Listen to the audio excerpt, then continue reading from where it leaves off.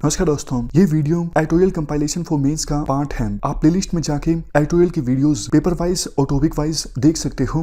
और अगर आप दिसंबर 2019 के बाद की वीडियोस को देखना चाहते हो तो वीडियो के नीचे मौजूद ज्वाइन बटन की सहायता से आप मेंबरशिप को ज्वाइन कर सकते हो।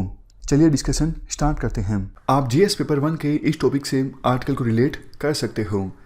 आज पंडित नेहरू की बर्थ एनिवर्सरी है और इस मौके पर आर्टिकल लिखा गया है छत्तीसगढ़ के मुख्यमंत्री के द्वारा।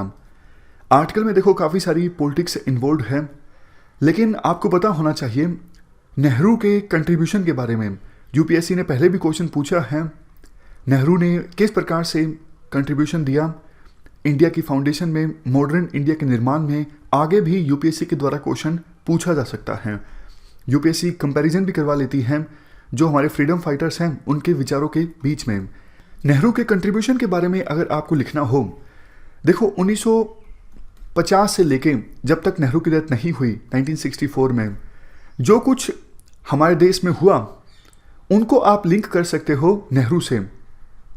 यहाँ से लिंकेज से आप अच्छे पॉइंट्स भी विड्रा कर सकते हो और क्रिटिसिज्म भी ड्रा कर सकते हो आप। जैसे नॉन अलाइन मूवमेंट, इसका क्रेडिट दिया जाता है नेहरू को। हमने डेवलपिंग कंट्रीज़ को लीड किया नॉन अलाइन मूवमेंट में, और काफ़ी सारे दूसरे फॉरेन पॉलिसी से संबंधित इश्यूज़ पर भी हमारी जो अप्रोच थी वो काफ़ी अच्छी रही। जैसे कोरियन पेनिनसुला में लड़ाई थी और इंडिया ने एक प्रकार से इनडायरेक्टली मीडिएशन का काम किया था। और यहीं से आप क्रिटिसिज्म को भी ड्रा कर सकते हो।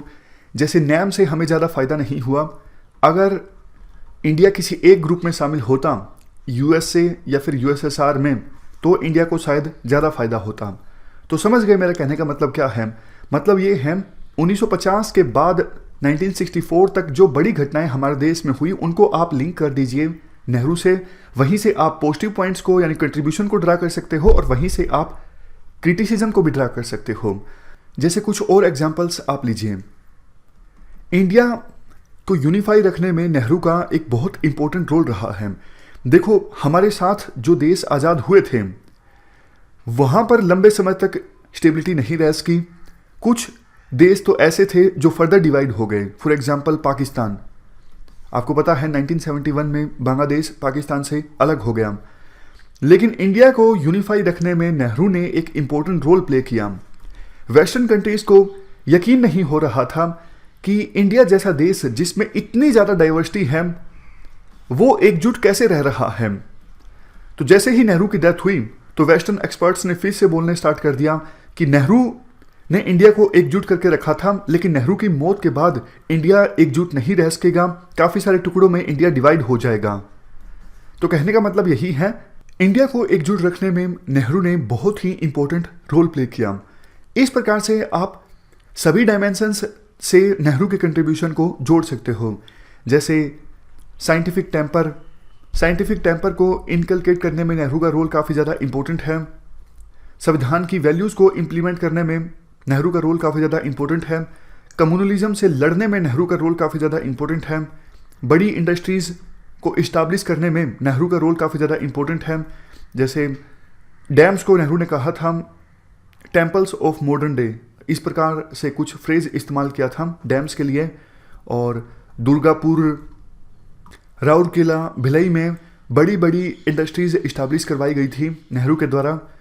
एग्रीकल्चर से आप नेहरू के कंट्रीब्यूशन को लिंक कर सकते हो। मतलब मेन जो भी डायमेंशंस हैं, चाहे हमारी फेडरलिज्म से संबंधित डायमेंशन हो या फिर सोसाइटी से संबंधित डायमेंशन हो, हिंदू कोड बिल, सबसे आप नेहरू के कंट्रीब्यूशन को लिंक कर सकते हो।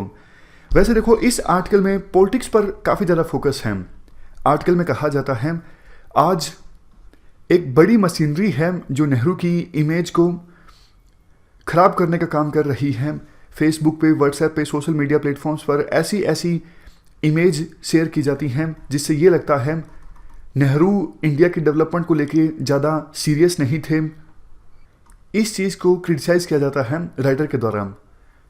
तो ये हमने नेहरू से संबंधित आर्टिकल को डिस्कस किया और हमारी आज की इस डिस्कशन में इतना ही है। Thank you very much for discussion.